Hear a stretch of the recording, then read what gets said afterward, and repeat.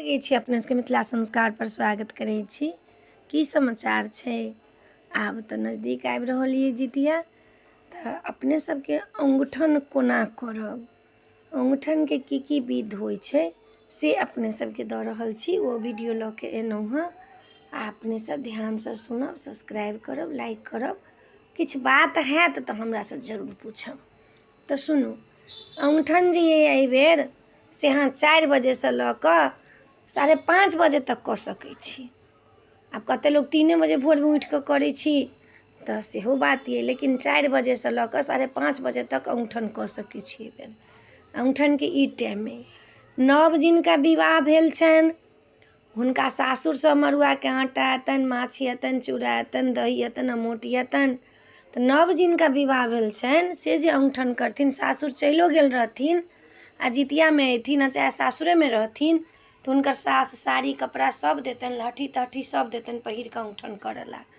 तऽ उ की करथिन जे नव साड़ी पहिर लेथिन, लाठी पहिर लेथिन आ तखन अंगूठन करथिन। सासुर से अयतनि तऽ सासुरे में रहथिन तैयो हुनका नव साड़ी, नव लहठी, सिन्दूर बिन्दी सब श्रृंगार कऽ कऽ तखन अंगूठन करथिन। पबनैतिन सब अंगूठन करऽ से पहिले मुँह तुँह लोक धो लै छै, खीरा और सुपारी चढ़ै छै भोरबा में, जितवाहन के आ पितृ के, चिलो सियारो के, जितवाहन के और पितृ के, तीनू के चढ़ै छनि। ई नहीं छनि जे नहीं चढ़ै छनि, तीनू के चढ़ै छनि। उ चढ़ला के बाद में जते लोक छथिन घर भरि में तिनका सबके अंगूठन कराओ। चूड़ा, दही, चीनी, मीठा, अमोट धऽ कऽ अंगूठन कराओ। अंगूठन किया छै तऽ अंगूठन भाई बहिन के पाबनि छै। जे दिन में अंगूठन रहै छै सरगी कहै छै, कते लोक एकरा सरगियो कहै छै, जे भोर में खेलक से सरगी भेल कहि कऽ, भोर में उठि कऽ खेलक से भेल। ई भाई बहिन के व्रत छै। ई जे कभी नहीं छै भाई बहिन के व्रत, से भाई बहिन के व्रत छै। तऽ ताहि दुआरे लोक जे भाई बहिन छी, जे पाबनि करै छी सेहो, जे नहीं करै छी सेहो, भगवान भाई देनी अइ, बहिन देनी अइ, तऽ अंगूठन जरूर करू। अब ई नहीं कहै छै लोक खाली पबनैतिन करतै, नहीं, पबनैतिन के तऽ कहियो अंगूठन रहै छै, कहियो नहीं रहै छै। एम्हर के लोक के अंगूठन करऽ के नियम छै। कथी ला? राजा हरिश्चंद्र के समय से ई व्रत चलि रहल छै। जखन युग स्टार्ट भेलैया तखने से ई व्रत चलि आयल रहल छै। सूर्य वंश के छथिन राजा हरिश्चंद्र, ताहि दिन से ई व्रत चलि आयल रहल छै। तऽ जते लोक छी से सब उठि कऽ अंगूठन करब। पहिने खा लेब, कनी केक खा लेब, 2 चम्मच खा लेब, 2 कर खा लेब। खा कऽ एकर बाद औंगठि कऽ पानि पीबऽ के नियम छै। अहाँ देवाल में औंगठि जाउ, ओलती धुरखुर लग औंगठि जाउ। अंगूठन नामे छै जे औंगठि कऽ पानि पीबी। अंगूठन नाम अइला पड़लनि जे भाई के जहन नैहर कहै छै, नैहरे की सासुर, नैहर से लोक के आशा रहै छै, छत्र छाया रहै छै। नैहर के नाम सुनि कऽ तऽ कनाही लगै छै लोक के। नैहर छत्र छाया छै।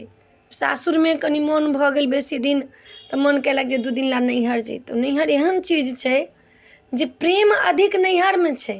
सासुर में सुख छै अधिक, लेकिन नैहर में प्रेम छै अधिक। प्रेम से रस भरल रहै छै, माय से, बाप से, भाय से, भौजाई से, बहिन से, जतेक लोक छथिन तिनका सबसे प्रेममय भरल रहै छै। तऽ भगवान मनबै छथिन सब लोक जे हमर नैहर सासुर बड़ पाइ रहै, नैहर सासुर हमर रहै, नैहर सासुर से हमरा सब रहै, सब भरल पुरल रहै। ताहि दुआरे ई अंगूठन हमसब मनबै छी जे नैहर सासुर हमर बड़ पाइ रहै। सब गोटा औंगठि कऽ पानि पीबब। तऽ नैहर जे रहै छै से अंगूठनिया रहै छै, जे कनी देर कतौ से आयल आ डाँड़ मोड़ली, से डाँड़ मोड़ऽ वाला अंगूठनिया छै। काज करैत करैत सासुर में लोक व्यस्त भऽ जाइ छै, तऽ हमरो सबके होइत रहै जे कनी नैहर जैतौं, जे 10 दिन आराम करितौं। सबके होइ छै, अंगूठनिया छै, ताहि लऽ कऽ हिनकर नैहर के नाम अंगूठनिया पड़ि गेलनि। ताहि दिन से अंगूठन होबऽ के शुरू भऽ गेलै, जे नैहर जे छै से औंगठऽ वाला छै। तऽ अंगूठन अपने सब कऽ कऽ पानि पी लेब औंगठि कऽ। मंत्र जे हम अहाँके देब से मंत्र पढ़ब, बिना मंत्र पढ़ने पानि नहीं पियब। चाहे ओ लड़का रहो या लड़की रहो, या पबनैतिन रहो, या बुजुर्ग लोक रहथिन, केओ गोटा अंगूठन करथिन तऽ मंत्र जरूर पढ़थिन, बिना मंत्र के पानि नहीं पीथिन। सबके अपना सबके नियम छै। औंठन कऽ कऽ मुँह हाथ धो लिअ नीकसँ व्यवस्था बातसँ, तकर बाद अपन जे जहाँ करब से करब, नृत्य क्रिया करब, जे जहाँ करब से करब। तऽ ई अपने सबके औंगठनके विधि देलहुँ हँ। औंगठन कोना कोना करब, किया औंगठन होइ छै से अपने सबके बता देलहुँ हँ। चैनलके सब्सक्राइब करब, लाइक करब, कहऽके नहि बिसरब। जय मिथिला, जय माता जी।